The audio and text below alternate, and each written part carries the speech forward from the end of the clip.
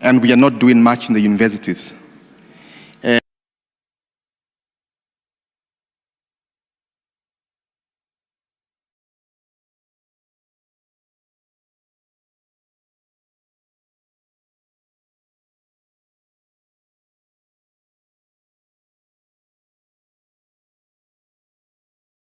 So my lesson today, it's called the Call to Medical Evangelism in all Adventist and public campuses. That's very important, okay? Adventist and public campuses, okay? So we have public campuses, those are just normal universities which are not for Seventh-day Adventists, and we've got the Seventh-day Adventist campuses. Now, medical missionary work is vital that all these people should know about it and be able to do. Why? Because it's hard for them to survive in those campuses, keeping the moral character of Christ without this work. It's quite hard. So that's why I thought that we should learn about how to be true to principle as still. True to principle as what? Still. Okay? How strong is steel? Does somebody know how strong steel is? Okay, so steel is the strongest metal alloy, right? Quite strong that nobody can bend it. You understand that? You can't bend because it's made from different types of metals, okay? Amalgamation of different metals. That's what they make steel for. If you're building a steel structure, it's quite very expensive because of how expensive steel is. And that's what we need. All students who come, all children of Seventh-day Adventists, they need to be true to principle as steel. When they go to any public campuses, you do your homework. You do what you used to do as a parent. When they're in there, it's not the children you used to know. Is that true? You see certain characters that you never even given them. You never even gave them when they're in those schools. And that has led to many challenges in the families. They grow up, they get married, broken marriages, okay? Addictions, become alcoholics. It's so difficult. Such that if you're a true man of God, a Seventh-day Adventist, even start asking yourself, where did I go wrong? Brings so much pain, especially our generation is toughest. Challenging. When you look at our morals, okay, we might have all the masters, okay, we might be so educated, but look at our morals, so bad. I don't even please God. So, okay, when you go to Isaiah 43, verse 10, it says, "Ye are my what? Witnesses, says the Lord." Okay? "And my servant whom have what? Chosen." That's what God has chosen us. We are the witnesses of the Lord. Okay? We are the servant because that's what the Lord himself has chosen us as his servants. So we're supposed to be in all areas witnessing about God, this God, whom we belong unto. And that's vital for us. You know, we have the Great Commission given to us in Matthew chapter 10, verses 7 and 8. Go preach, saying, the kingdom of heaven is at hand. That's our commission, and we need to go. What is at hand? Okay? Go preach, saying the kingdom of heaven is at hand. What are we supposed to do? Now, when the Bible says, go preach, okay? Go preach. When it says, go preach, saying, the kingdom of heaven is at hand. What does that mean? What message is that? In the Seventh-day Adventist? Yeah, it's agent, but what message tells you that it's agent in the Seventh-day Adventist church? Yeah, it is about the second coming, but what makes you know that it's time up? What message in the Seventh-day Adventist tells you that? Yes, end time is about what message in the Seventh-day Adventist church? You call them end time what? It's prophecy. Come on. Prophecy talks about time. So when you as a parent, you know that time is finished, you're even older now, you're getting into medical missionary work when you're already older. What about your children? They need to understand, even if they're going into these universities that are looking so colorful, time is gone. And you need to prepare them. So that whilst they are learning, they should work and doing whatever course they are doing. You know what influences you, even what course you're supposed to do? There are certain things that should influence us. What decides the kind of person you marry, the course you get into, is the coming of Christ. That's all. The coming of Christ. So I'll know if I'm a youth and I'm in a relationship, the kind of partner I'm getting into, will this person help me to get close and prepare myself to the coming of Christ? That's vital. If I'm going into a certain course, I'm supposed to ask myself, will this course help me to hasten and prepare myself for the coming of Christ? There are many courses today. And others, you push the children into those courses and they lose it all and they miss heaven. But if they understand by themselves that what I'm doing, how should it also contribute to understand the coming of Christ and prepare myself? It's vital. When they go in those universities, they will be doing their preparation even when they're doing whatsoever they're doing there. That's very important. Okay? So the first thing, look, our Great Commission, go preach, saying the kingdom of heaven is. So that's what we've been told, to go and preach that the kingdom of heaven is what? Is at hand. Christ was saying that. So he's telling them, tell them time is finished. It's at hand. But now, what method are they going to use? What should they be doing as they are telling people that time is finished? He says, heal the sick. Look at that. Cleanse the lepers, raise the dead, cast out devils, freely ye have received, freely what? Give. That's our us to do. Seventh-day Adventists, medical missionaries. That's the way given unto us. Now look at this. In all these universities, okay, I call them universal because university comes from universal. It's just a cocooned plan of schools or learnings that are there that you have to believe universally, all of you, that we all do things like this, even if it can be done differently. So it's a universal package that they've put up. So this universal or university exile that we take the children to every time, whenever we send them or whenever we go to the university. Listen, now I want you to see there are some of God's children that were taken into exile, okay, that could qualify them for so many things where they got the highest learning level. Patrick's and Prophet, is it Prophet and Kings? PP. Yes. So 479. Is it supposed to be Prophet and Kings? Patrick, okay, listen what it says. It says, among the children of Israel who were carried captive to Babylon at the beginning of the 70 years captivity were Christian patriots. So among them there are what? Christian what? Patriots. Look at that. Amongst them that were taken to captivity. Okay? How were they? I want you to understand.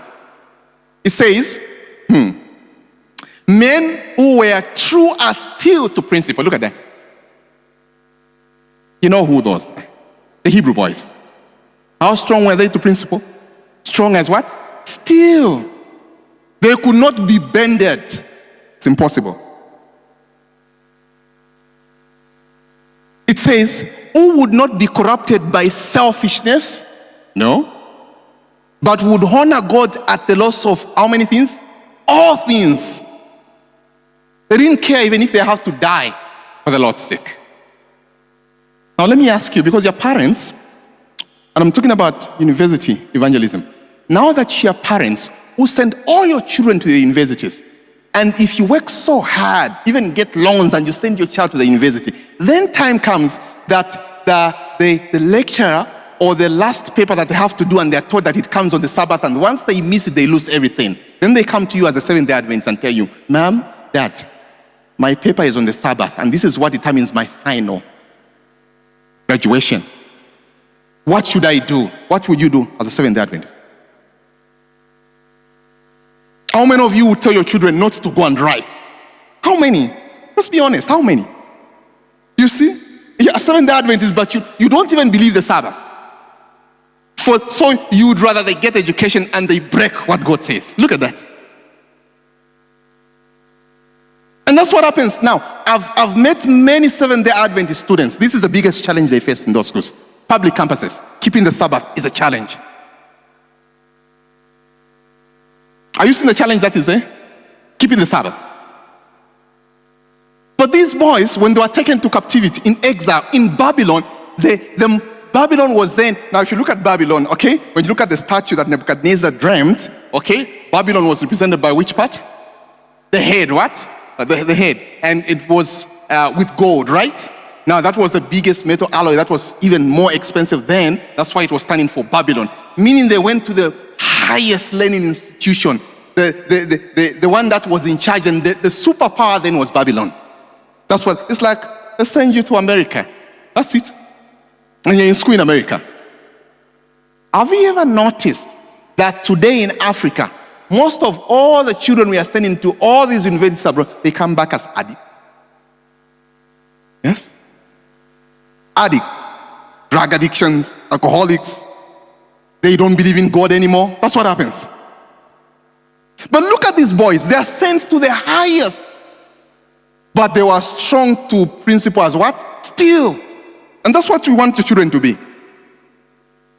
Because not only that, the truth is that they also have their own challenges when they're in the university. Let me tell you some of the challenges that they face. Do I have the youths in here? Missionary youths, young youths that are here amongst us? Okay, I have Sam. Just put up your hands. Let me see the youths. Okay, I have these. Okay, and those who've gone through universities, the youths. Yes, I have. Now, listen. Now, parents, I want you to know some of the challenges that they face because I go to many campuses and speaking to them doing medical missionary work there. These are some of the things that I find there. Almost all the girls that you send there, when they get there, all of them are on family planning in school. I'm telling you. It's hard for them to control themselves. They just get in, they sleep anyhow, so that they just don't get pregnant, and they drink those things all through. It's a must. These are Seventh-day Adventist children. I want you to know that. That's a challenge that is there. More so in my country, now we have many medical schools than we had in Zambia. Many. And I'm pushing myself in all those medical schools to just help them understand medical missionary work. But the biggest challenge I find is that medical students are even worse in prostitution now in my country. I'm telling you, I'm not speaking this from without. Because others are coming from poor families, such that when they come into Lusaka, they come from a province, a small province, they come into Lusaka, and they see, it's like I'm from Zambia, and I come and see South Africa, and I'm seeing things I've never seen before. And I just want to jump in and test everything I find. That's what they do. And it's hard for them to withstand that temptation. When they come, because they come from the father who's an elder in the Seventh-day Church, the mother who's the Dorcas mother, a women ministry leader, so they come, they look like Pathfinders, Adventist youths, and they dress well. But give them, just after first semester, they start catching up with the university lifestyle. They changed. That's what happens. And I'm telling you, if we do not take medical missionary work to the universities, most of the children would perish. Unless they understand this and prepare themselves so that they get to be ready before Jesus comes for themselves. It's the last work. And then, not only that, they need to also save the friends in the universities. That's why these boys taken there, but would honor God at the loss of all things. They didn't care whether they missed the exams, whether they failed to do. God was number one. Now look, if you, the sponsor of them, cannot even put God first if they tell you, ma'am, an exam is on a Sabbath, what about them? It's so easy for them to just let go. Because my mother who pays has said I can attend. Because you're the second God. Now that's a challenge of being in a what? Of being in a public campus where they don't believe in the Sabbath. That's a challenge that is there. Even what we call Seventh-day Adventist campuses, Rusangu, where we train our pastors in Zambia, I went to speak to them there. And I'm in that school, and the taxi driver who took me there, because I was called emergency when I was conducting a training in that town where it is. So I thought, you need to speak to students. Somebody who's there heard that I was in that town says, please, Obi, please do anything. I said, okay, I'll come in the evening. Let me speak to them. I'm there. The taxi driver who took me there, and he's asking me, this school is only for pastors? I said, yes. And he says, so you mean these are, I says, yes, most of them are pastors, but the others, he says, because, he says, there are 7, I said, yes. He says, I'm one of them who picks them, they jump the fence, we take them to discourse and bring them. Are you seeing the challenge that is there? This is a Seventh-day Adventist school. So what about a public campus ministry? If just the Seventh-day Adventists, there are all those things going on. Here's a challenge, seed/foundation of principle, okay, and children. So we look at some of the children that were so good in the Bible that we know. We know Daniel and his friends, right? We know about Joseph, we know about Samson. But the key for them to survive, all these children, is what did their parents do before they went in exile? That's what we're supposed to do. How did their parents prepare? That's key. So it starts with you. From home. You do your homework. At some point, even if the children go wayward, it will still be ringing in them wherever they are at. Seeds, foundation. That's very important. And these children, they're in all these universities where it's so hard to attend and understand the foundation. Now, I always tell people this, that the simplest example I can only give for a layperson is this, that when you're a pregnant mother and you're watching a movie where people are fighting and doing bad things, as you listen to that, if you're watching a soap opera and somebody is disappointed and you feel bad because you love the other one and this one is disappointed, you also feel bad and you're pregnant. So when you feel bad, the body will take it that it's you who's doing that. So what kind of hormones are coming in your bloodstream when you're feeling that bad? The kind of hormone that will come in is what is going to form the character of that children of feeling bad, being jealous of others. That's what happens to the child that is coming.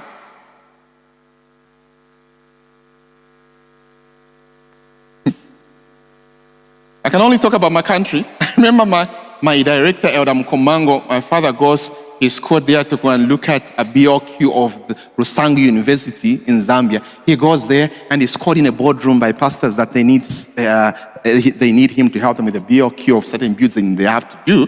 He's there and he goes to the boardroom and he gets in here and he finds pastors are busy watching Arnold Schwarzenegger. And he's wondering, am I in the seventh? They are busy. What's happening?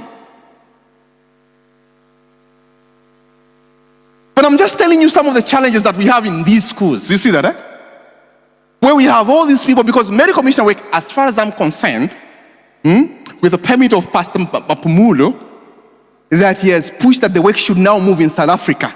It should move now to all campuses. That's vital. Why? I want you to look at this. Look at the age group. How many? There are few young ones here. Very few. So me, if you look at me right now, I'm already looking at you and say, how long will my mother tarry with this work? The Lord himself will sustain you.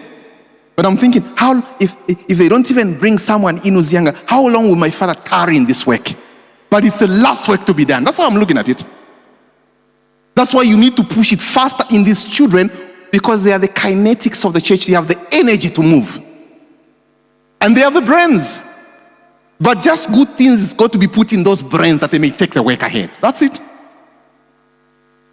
So look at some of these boys. I'll look at only one example of the Hebrew boys, okay? Look at this. Okay, look at the Hebrew boys' seed foundation. Daniel now listen to where they're coming from. It says, Daniel and his associates had been trained by their parents to habits of strict temperance. That's what they were trained in. By who? Strict temperance. That's what they were trained in. By their parents.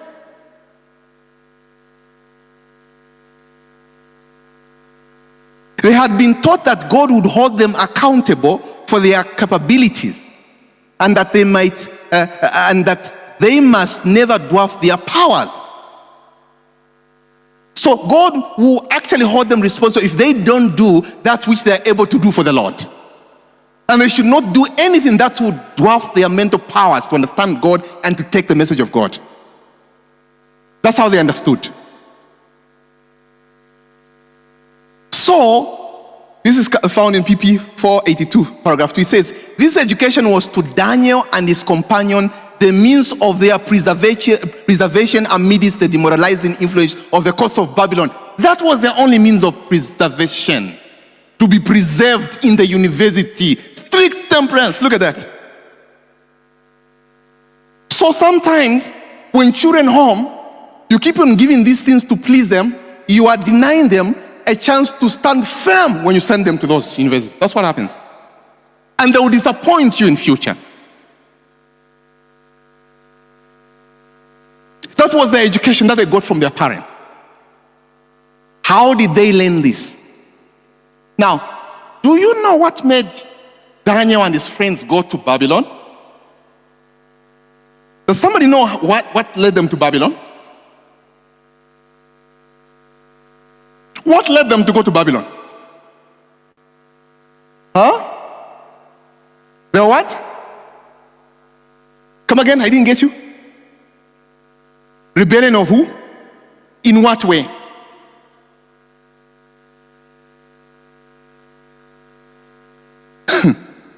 Listen, God had a plan to take the message to Babylon, the highest superpower. And Hezekiah gets cancer. And the Babylonians come. And he's healed using figs. Figs. Poultices of figs. And when he's healed, then the Babylonians now they see, because they had astrologers, people who understood things in the universe, the Chaldeans were the people that used to advise the king, and they come and they hear that that man has recovered from disease. So when they hear he's recovered, they says, go and ask. They even took presents for him, a bouquet of roses and letters from the king, and they go to Judah. And they start asking him, how did you make it? How did you survive? They were even ready to get his kingdom had he died. So they want to find out, this small nation, how come it even turned the sun? So they go with their scientists to find out, how did they manage? Let's go and find out from them. And how did this man, from this cancer, which is a challenge in the whole world, how was he healed? He was supposed to die. And they get there, what does he do? The pride. That's the pride that is in all our homes with the universities that all people go to. In all your homes, in all our homes, what is found in are pictures of my son has a master's, went to this school. Oh, my son is from Australia, went to nothing about God in the home. I did my master's this way. I got my degree this. Then she came in, and I'm taking her. She's also doing a master's. Oh, my firstborn is in Australia. Oh, in China doing this. That's all. And a visitor comes, nothing about the Lord. That's what happens to Hezekiah. They come. He takes them to show them his armory, his spices, his gold, that I'm this rich. That was the pride. Meanwhile, what was the Lord's message? Tell them about this God who has healed you. The health message that he failed to deliver. Who delivered it? Did you know that God didn't fail? He was actually given a death penalty for failing. Hezekiah was given a death penalty.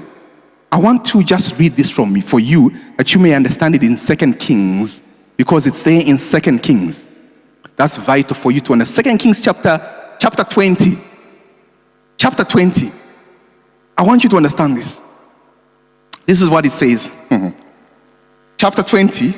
This is, let me start from verse 14. He says, then came Isaiah the prophet unto King Hezekiah and said unto him, what said these men, and from whence they came they unto thee? And Hezekiah said, they come from a far country, even from Babylon. 15 says, and he said, what have they seen in thine house? And Hezekiah answered, all things that are in mine house have they seen. There is nothing among my treasures that I have not showed them. 16 says, and Isaiah said to Hezekiah, hear the word of the Lord.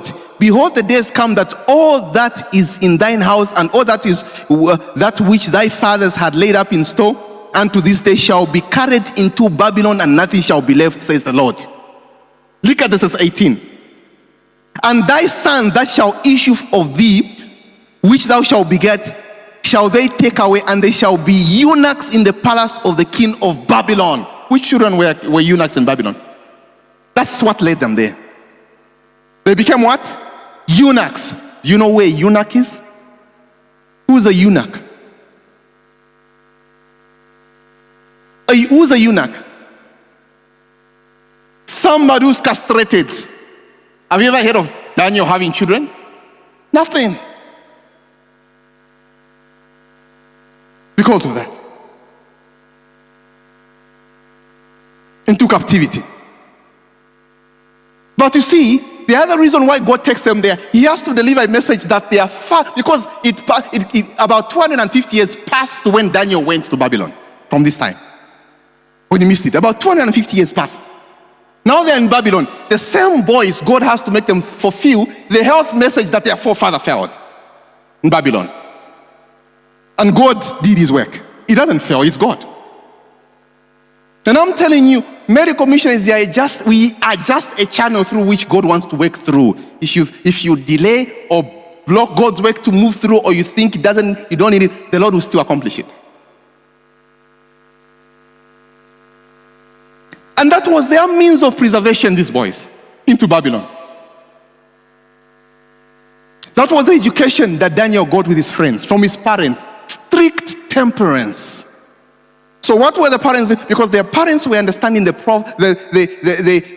prophecies of Jeremiah. They knew that they one day go to Babylon. That was their time of trouble. You know that the time of trouble is coming, and your children, maybe you might even lie because they're getting older, but your children will face that time. Are you preparing them?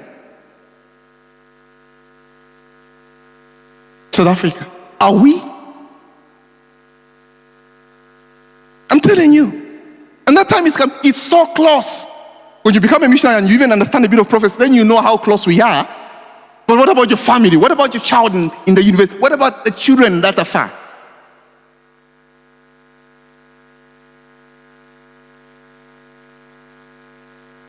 And they did what they're supposed to do. So, the boys, when you go to Daniel chapter 1, I want you to see how these boys now, they're in Babylon and their experience. Just in chapter 1, that's one thing that every missionary should understand. Look at this. Daniel chapter 1, this is 2. It says, this is 3. Chapter 1, this is 3. And the king spake unto Ashpenaz, the master of his eunuchs. Look at that. The eunuchs, they are now eunuchs in Babylon. And the king spake unto Ashpenaz, the master of his eunuchs, that he should bring certain of the children of Israel and of the king's seed. And so, what is he looking for? What kind of children is he looking for? He's looking for what? Children from where? Now, how does he call them? He's looking for what kind of children? Royalty, king's what? Seed. Look at the type of seed he's looking. Not just any child, no. He's looking for children who are coming from royal family.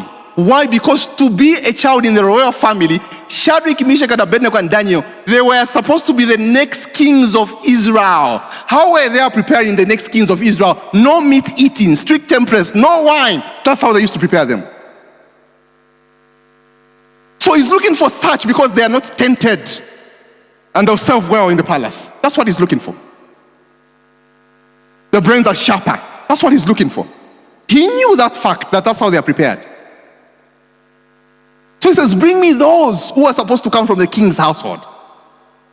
Not that they just know how to save. He knew how much they would do for him in his palace. They were trained for that, to run kingdoms. I'm telling you, that's what all Seventh-day Adventist children are well known in the universities. The kind of characters they get from back home is so good.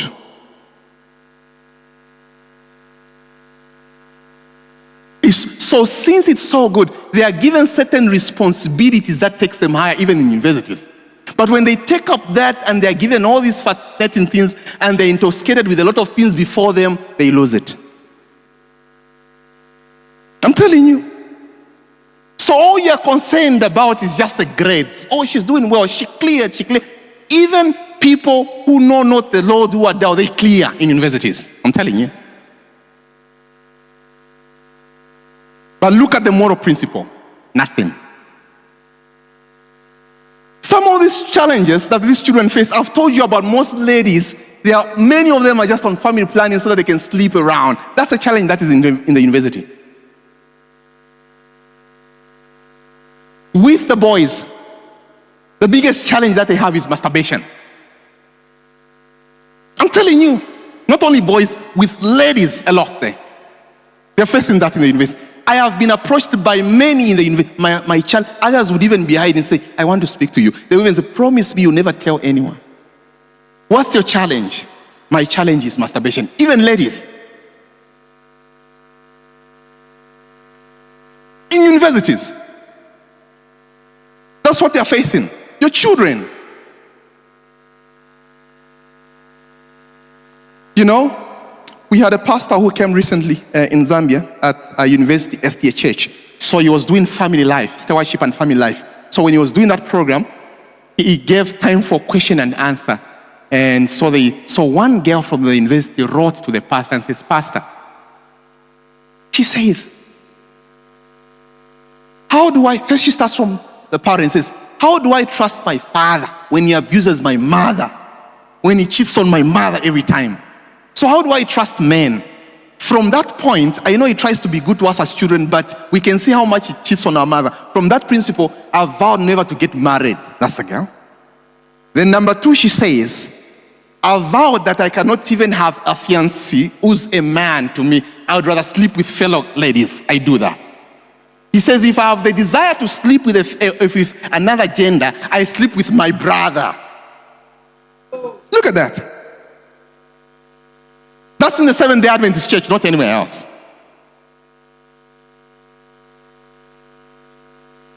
And in the universities, she's married to fellow ladies. That's what happens to her. And we're getting,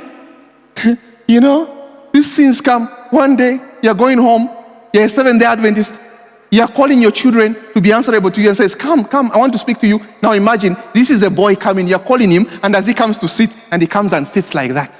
He's a boy. What would you start thinking as a man?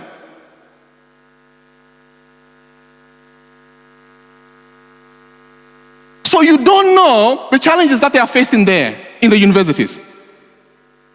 But what method did God give us as Seventh-day Adventists?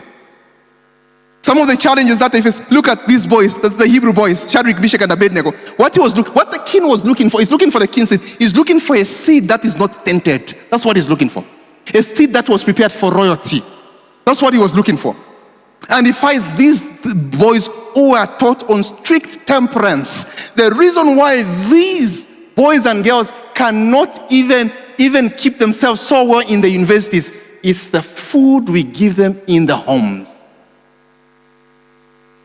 You know what food does to the sensual aspect? As a challenge.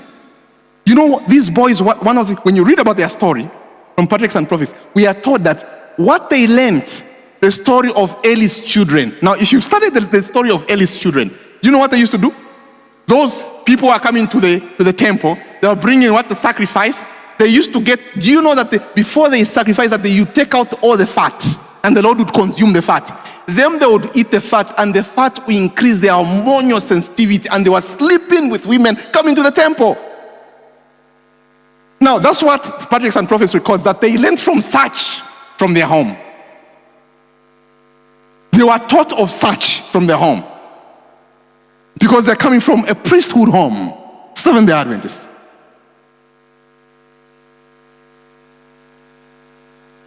And that was their challenge. To stand before the king. They are taken there. They were brought in there and given all these influences, okay? That they may stand firm. It wasn't so easy, okay? Some of the challenges that they face in the universities, let me just explain this. Look at this. Financial challenges. Others are coming from poor families. So when they see a sugar daddy comes, can offer everything, they just go. Sabbath observance is so challenging in the university. It's so hard. So far, I've been keeping 2 children that went to universities and they've all graduated. But because I used to keep them and look after them, they were coming to me and asking me when the challenge is, especially the Sabbath issue when it comes, they would come to me. What should I do? The lecturer is saying this lecture is on Sabbath and it's part of the final exam. And I'll tell them, you've read what God says. And they would come to me because they know I was part of the person who's paying their school.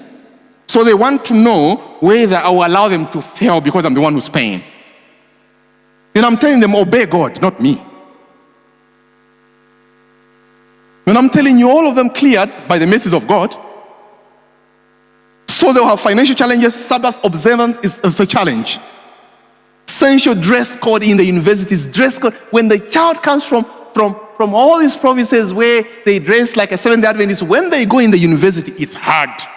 They look at this, they see this, they turn the other side, they see this, and they feel like they are very much behind. So what do? They would rather join. They cannot stand to principle still. Why? Because their moral aspect was weakened. There was no strict temperance from home. Poor diet in the universities. You know what happens. They cannot eat the right food. As long as medical commissioner work will not go in there and conduct nutrition training programs for the students, they will live on junky foods. And it will affect their moral character. and it will affect their health. That's what will happen. Peer pressure, a challenge. Pornography, addiction, okay, alcohol, drugs, satanism, okay, joining Islam, okay, atheism, okay, witchcraft, unhealthy relationships, okay, that leads them to challenges in mental health. Those are the challenges that they are facing there. They get depressed, is in school, having relationships that are off from what God intended to, then they get into depression, then they fail to make it in school, and they end up as junkie children. That's what is happening.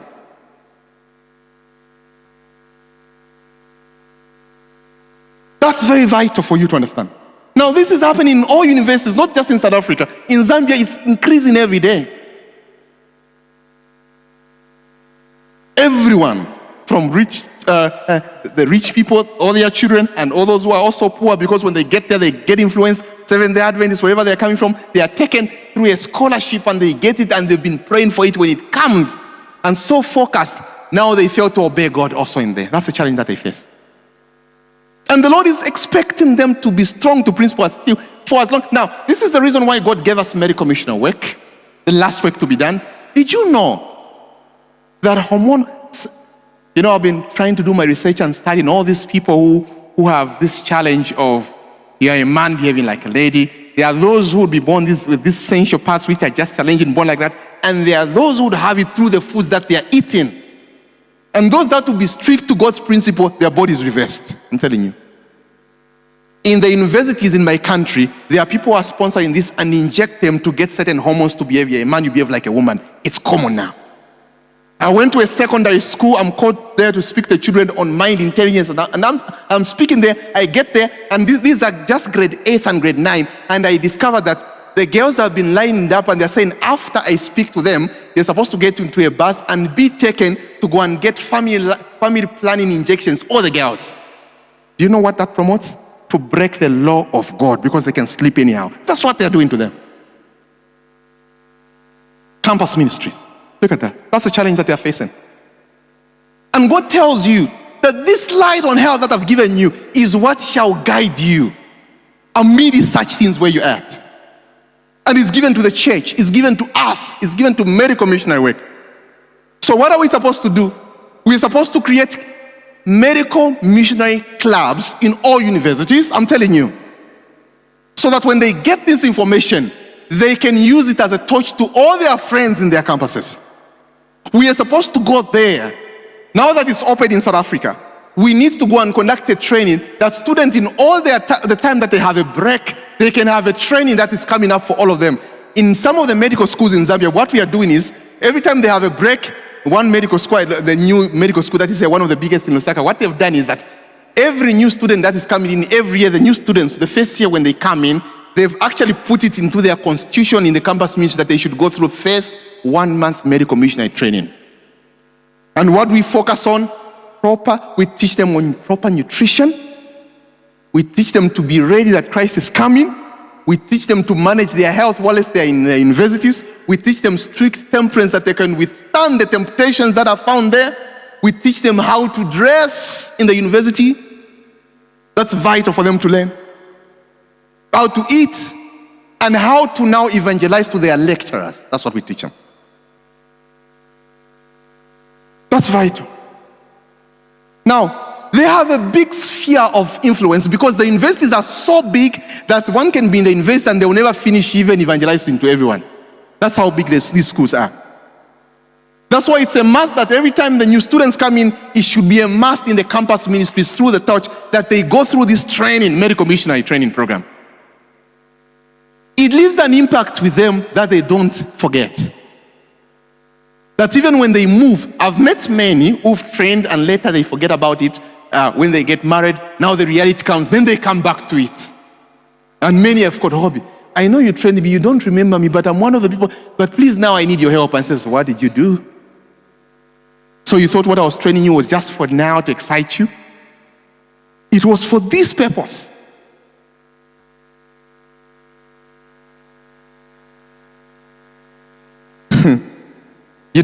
They get opportunities that you love most. especially as parents, because you feel so nice when your child is passing, is doing well, getting scholarship. Oh, she's doing, she was even given this scholarship. She's now been sent. You feel so nice, which is good, yes. But are they standing also true to principle? That's the key.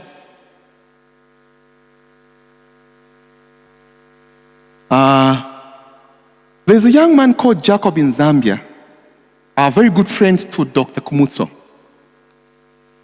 Just because of learning some chairmanship in the youth movement, when they went to the Obama Foundation program in America, where they met with Dr. Kumutso, when they were trying to start discussing, and this guy would say this, everyone wants to speak his mind, everyone from Africa, then he tries to control them through the chairmanship. We learn in the, no, you speak later, hold on, you'll be the next. Just after that, then everyone says, I think you should be our chairman. Privilege given. Just because of the chairmanship, you teach them in the SDHH. Now that was, when I went, I remember in 2007, when I just graduated from medical missionary work, Eldam Komango praying for me, says, now you need to go and start to the second biggest university in my country, you need to start speaking to them. So when I went there, when I was invited, and I go there, and this young man was really attentive and listening. He would follow me. How am I supposed to eat? What am I supposed to? So how do I? He was so much asking me a lot of things. What about if I want to understand the things before I go into class? What food am I supposed to? I helped him in that. After doing that, I prayed with him. The next time I heard, he became the best in class, and he was given a scholarship to the UK. And he came back with his master's. He was even given a job as a lecturer in that university now. Just learning health, just understanding how to eat. Yes, he goes to the US now, and they meet up with Kumutso. She'll tell you if she wants to. He's the guy who spoke to her, and she met a Seventh-day Adventist in America. And he calls me and says, they are coming back to Zambia now, and he calls me Hobby, because she used to ask him a lot of questions about this Dr. White. Who is this Dr. White? And she finished Ministry of Healing in one night. She's trying to understand this while it's in the US.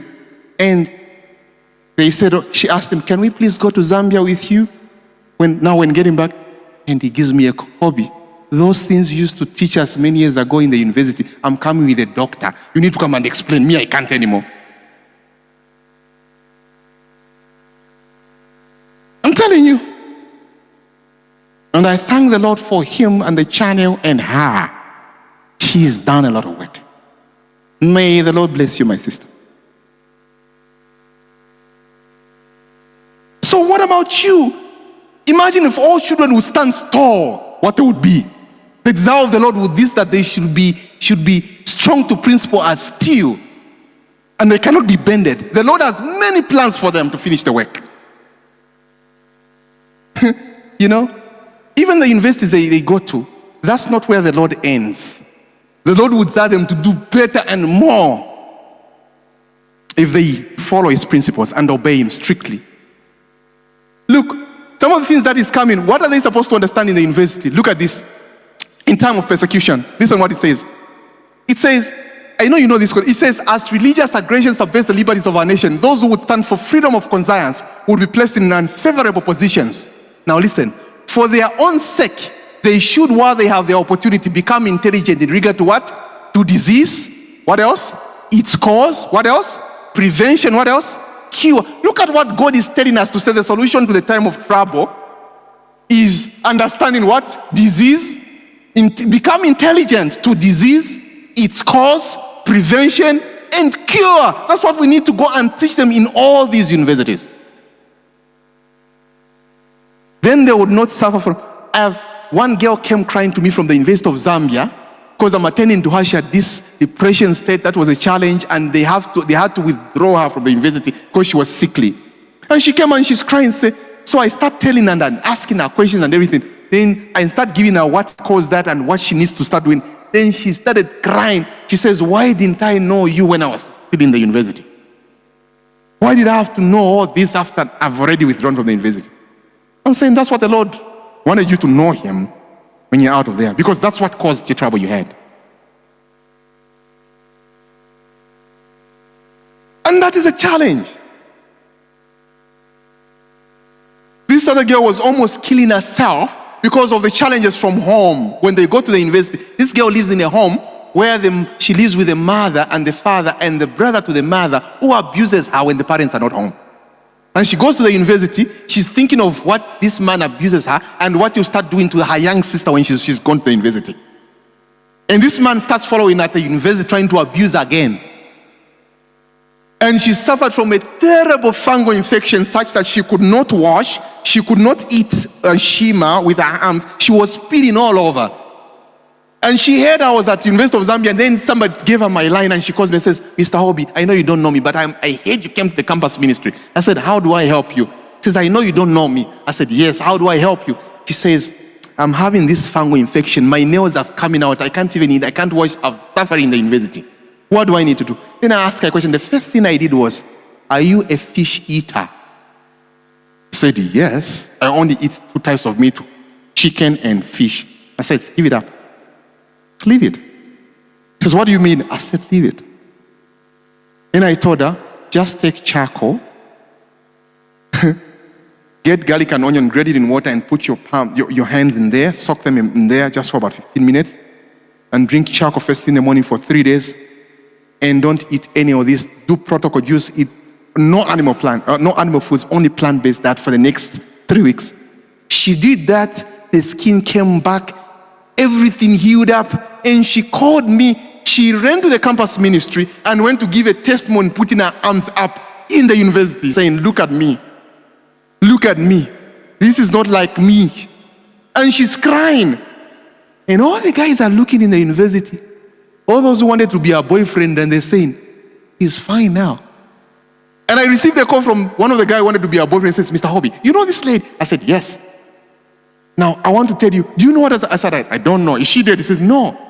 She gave a testimony that you helped her. I says, I don't know, but the Lord has healed her. After 1 month, she tells me, now that I'm better, can I now eat my chicken? I said, go ahead, but don't ever come back to me if it comes back. She tested it within 3 days, signs of coming back. And she called me, Mr. Hobby. I said, what did I tell you? Strict temperance is what they need to learn. So some of the challenges that they are facing, these boys and girls, is just the diet and the experiences. After that, she became better, even went to do an HIV test, and she found that she was negative, and the uncle was reported and arrested who used to do that to her, and he was positive, HIV positive, but she was negative, and she was so glad. Then she says, I have now learned from the spirit of prophecy what I desire to do. That's what she told me. So when you're even helping them to choose a career, please help them to choose a career in line with their call from the Lord. Are you a parent that checks what the children should be?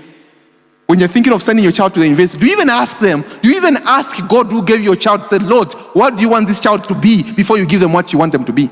Because some of you, because you know some connection of somebody in the university, or because you have money, you just say, go and do this. I'm able to pay for this. At least you don't even ask God who gave your child, what's the plan for God on your child. That's number one. Because you regret one day.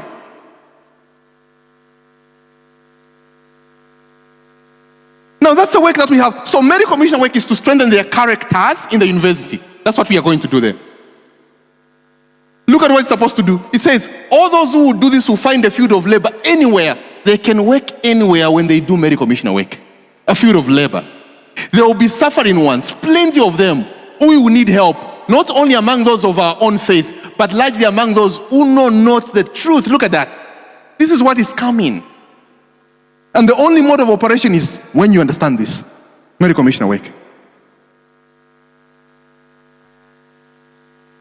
Okay, I'm remaining with 5 minutes. I just wanted to share with you a few things that you need to know as you go to these universities and tell them what they're supposed to do in order to help themselves and their friends in order to evangelize. Okay, we've looked at the challenges that they face. Now look at this, what they can do in the universities. What you're supposed to help them is to come up with medical missionary clubs in all universities. That medical missionary movement, South African chapter, should be in charge of them and sponsor them.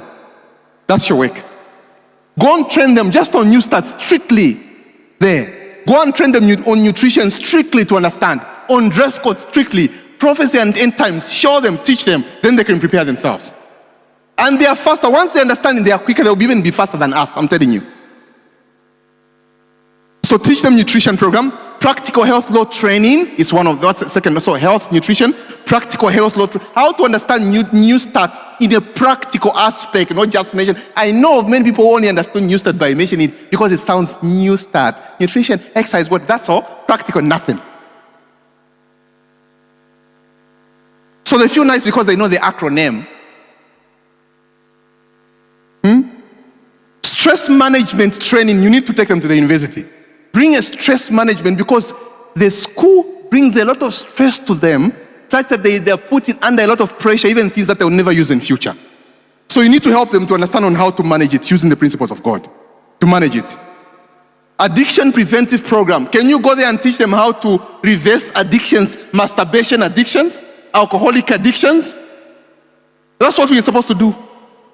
When you call for such seminars, they will be invited, even their friends, they know that my friend does this, they will be brought there to come and learn. Then when they come there now, let me tell you how intelligent the students are. In the universities, there are students who are doing IT. You know IT, eh? Those who are doing, in Zambia, what they are doing is, those who are IT specialists, because every student, it's a must that they have a computer.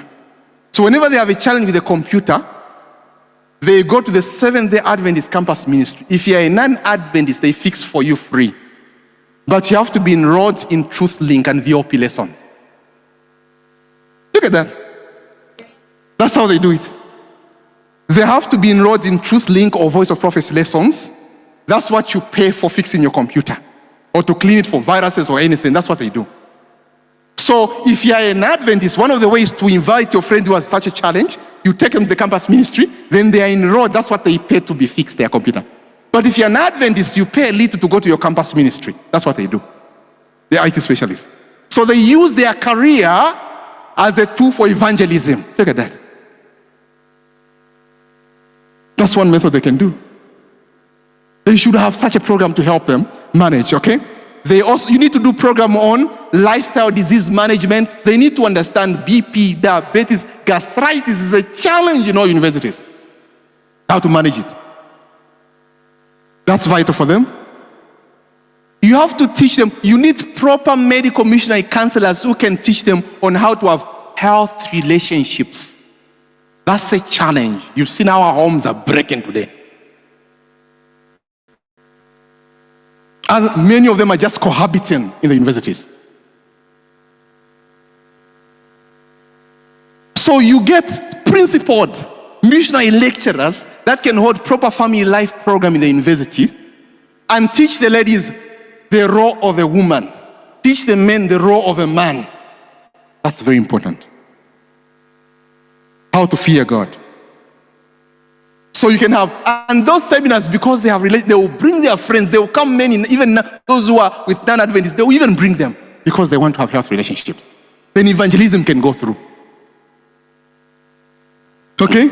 You can do, okay, prophecy training programs, okay? Also, religious liberty understanding, how they can stand for their freedom of worship. You need to do that. Others are lawyers, right? Okay? Others are lawyers. Okay, I'm getting this from my book, don't worry. Yes. Others are lawyers. I'm almost done. Listen, others are lawyers. Now imagine if we train the lawyers to understand the law of God strictly and they relate it with what God says and what they are studying, then they can help their friends to understand the religious liberty well. Freedom of worship.